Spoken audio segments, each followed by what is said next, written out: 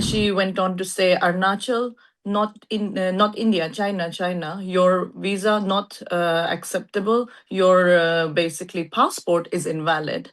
Basically, didn't give me a straight answer. I said, where is the law? What rights have you got to hold me back here? Took about 18 hours for me to get out of Shanghai, and there was about three or four airline staff of China Eastern and about two other immigration officers, and all of them were basically speaking in their language and saying and pointing out and saying Arunachal, and laughing and calling it China, no India. We speak should Hindi, we don't understand C of Chinese, we are all Indian. And I would just like to request the government of India to take strict actions against Chinese authorities and the government. Yes, so basically, I am an Indian citizen residing in UK for about 14 years. Um, and I was traveling on my holiday from London Gatwick to Japan via a transit in Shanghai. And basically, went past the e gates, happily queuing up for the security gates to transfer onto my next flight to onto Osaka in Japan. And one of the officials from the Chinese immigration came over and singled me out of the queue. Basically said, "Look, India." Took my name and something and took me out. So I asked her what is happening, and she basically didn't say much and just basically asked me to follow her. Took me close to the e gates where there is the immigration. The manual counters for the immigration, and then she went on to say, Arunachal, not India, China. Your visa not acceptable. Your basically passport is invalid. Very confusing moment, obviously, because never heard of that before. We obviously are a proud Indian citizens, all residents of Arunachal Pradesh. Um, and basically, she wouldn't give me an explanation. She wouldn't let me go back into the queue. Said you cannot board the plane. Then other officials came. So actually, I probably interacted with around 10 other immigration officers. So another lady came, took me to another part of the airport. And in fact, when I tried to question them and ask them what was the issue, they said Arunachal is not part of India very clearly. And they said you should apply, and started mocking and laughing and saying things like, you should apply for Chinese passport, you're Chinese, you're not Indian. Some mockery around there. Then basically they took me to the transfer desk of China Eastern, which is next to an immigration desk, and they would just keep basically sending me from one desk to the other. So if I ask the Chinese airline, they tell me to go to the immigration tells me to go to them. And they basically didn't give me a straight answer. I said, where is the law? What rights have you got to hold me back here? So ultimately, it took about 18 hours for me to get out of Shanghai. What is shocking to me is I have, in fact, transited through Shanghai in the past, a year ago, with no issues at all. In fact, the first time that I ever transited through China, I spoke to the Chinese embassy in London, and they said, with a short layover of about 3 to 6 hours, you don't need a visa. So obviously, I work actually in the regulatory space in London as well. So I know that how important rules are, and I'm well aware of the regulations. And obviously, I wanted to make sure that I knew what I was doing before I flew out. And obviously, I have transited very successfully and easily through Shanghai before, through China, having consulted the Chinese embassy in London.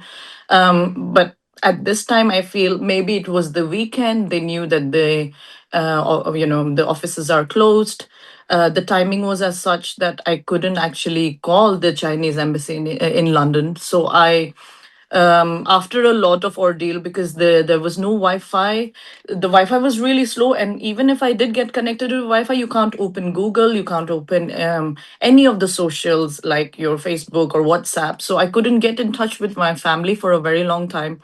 Ultimately, with a lot of harassment and basically no access to food, not allowing me to leave that part of the terminal. There wasn't a proper space given to us to basically rest after a 12-hour flight all the way from London. Um, at one point in time, because I kept going up to them every hour or so, asking them what is the issue, why they're holding me back, what legal rights or rules do you have that says that Indian nationals? And they would just dismiss every time I tried to speak to them, in fact, in a very unprofessional manner. There was one point in time when I was near the counter desk trying to speak to them, and there was about three or four airline staff of China Eastern and about two other immigration officers, and all of them were basically speaking in their language and saying and pointing out and saying Arunachal, Arunachal, and laughing and calling it China, no India. So that kind of very humiliating, questionable behavior from the immigration staff as well as the airline staff. Um, yeah, so it was quite an ordeal until finally I got hold of a friend, basically by calling using their landline. I basically said to them, look, I have legal rights. I need to call a lawyer or something. You have to give me ways to communicate with somebody. Nobody knows I'm stuck here.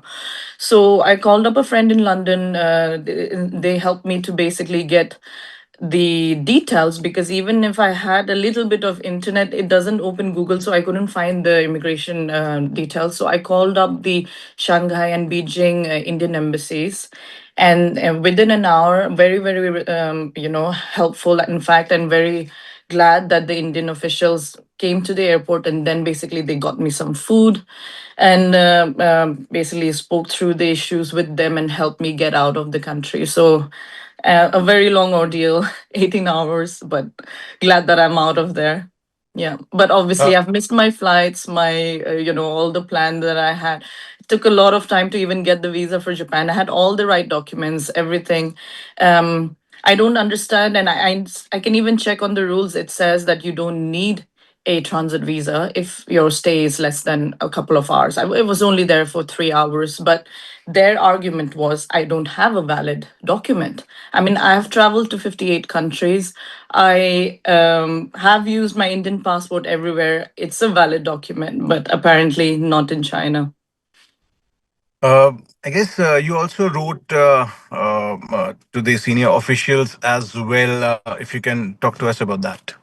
Yes, I mean, so once I got out of there, obviously very exhausted. So the next day I looked up whatever details I could find on the internet.